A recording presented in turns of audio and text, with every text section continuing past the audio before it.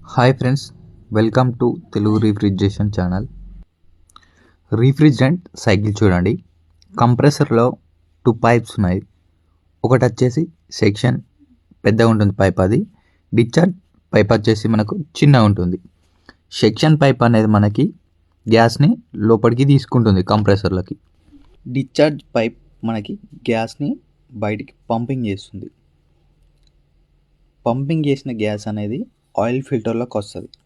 Oil ఫిల్టర్లో oil separate అవుద్ది, gas separate అవుద్ది. Separate అయిన ఆయిల్ మళ్ళీ కంప్రెసర్లోకి వస్తుంది.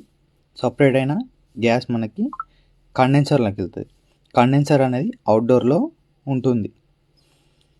ఇక్కడ హీట్ అనేది ఎక్స్చేంజ్ అవుద్ది.